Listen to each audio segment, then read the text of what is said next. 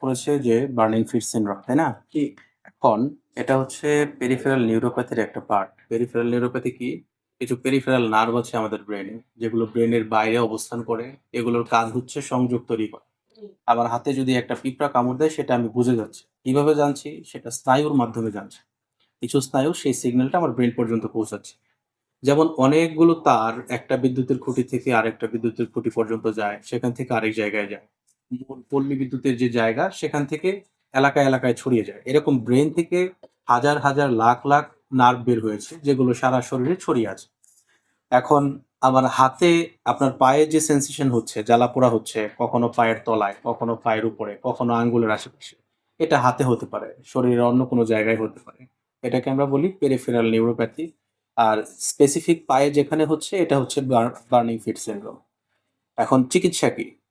চিকিৎসার আগে জানতে হবে যে প্রবলেমটা মূলত কেন হয়। হওয়ার কিছু কারণ আছে।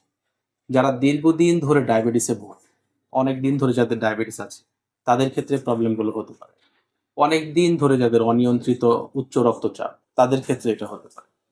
ভিটামিন বি 12, এই ভিটামিন বি 12 ঘাটতির কারণে এটা হতে পারে। আবার থাইরয়েড হরমোনের যদি কম বেশি হয়, হাইপোথাইরয়েডিজম হয়, তাদের ক্ষেত্রেও এগুলো হতে পারে। কিন্তু মজার বিষয় হচ্ছে, আপনার টেস্ট করা হয়েছে, টেস্টের রিপোর্ট যেগুলো আছে সেখানে হেমোগ্লোবিন করা হয়েছে, হিমোগ্লোবিন ঠিক আছে, কমপ্লিট ব্লাড কাউন্ট। আরবিএস করা হয়েছে ডায়াবেটিস আছে কিনা সেটা দেখার জন্য, ডায়াবেটিস নেই, স্বাভাবিক আছে। এর বাইরে ভিটামিন বি 12 পরীক্ষা করা হয়েছে, সেটাও নর্মাল রেঞ্জের মধ্যে আছে। থাইরয়েড স্টিমুলেটিং হরমোন পরীক্ষা করা হয়েছে, নর্মাল রেঞ্জের মধ্যে আছে। এখন এখানে অ্যালোপ্যাথির আর কিছুই করার নেই। এটা হচ্ছে মজার জিনিস।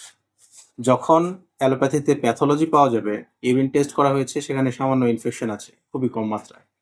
যখন প্যাথোলজি পাওয়া যাবে সেটার চিকিৎসা অ্যালোপ্যাথিতে হয়। কিন্তু যখন প্যাথোলজি পাওয়া যায় না, তখন সেটার চিকিৎসা অ্যালোপ্যাথিতে হয় না। আমাদের কিছু করণীয় আছে কিনা, হোমিওপ্যাথিতে কিছু করণীয় আছে কিনা? এটা একটু স্যার আমি জানার জন্য আসছি যে আসলে হ্যাঁ, হোমিওপ্যাথিতে করণীয় আছে। কারণ হোমিওপ্যাথি প্যাথোলজি ধরে চিকিৎসা করে না। যারা সাধারণ হোমিও চিকিৎসক, তাদের জন্য এটা একটা প্লাস পয়েন্ট। যারা হোমিও চিকিৎসা করছে তাদের জন্য প্লাস পয়েন্ট, রুগীদের জন্য এটা একটা ভালো খবর। বেশিরভাগ রুগী যখন অ্যালোপ্যাথিক ডাক্তারের কাছে যায়, ডাক্তার কিছুদিন ওষুধপত্র দেয়। ওষুধ খাওয়ার পরে রোগী হয়তো কিছুদিন ভালো থাকে। এরপরে যখন কোনো প্যাথোলজি না পাওয়া যায়, তখন ডাক্তার এক কথায় বলে দেয় যে কোনো সমস্যা নেই।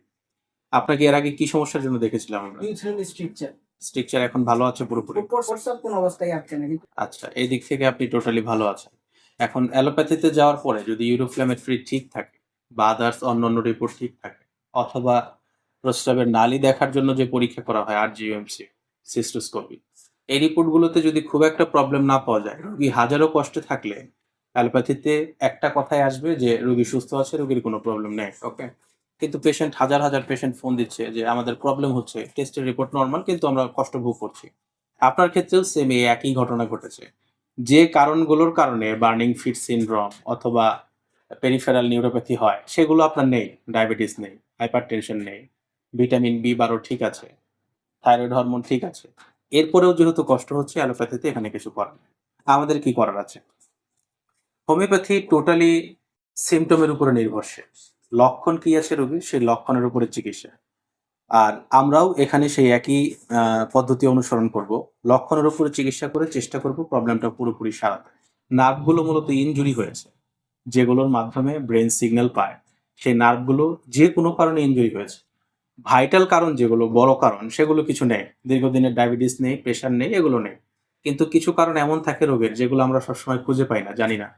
এমনই একটা অজানা কারণে প্রবলেমটা তৈরি হয়েছে।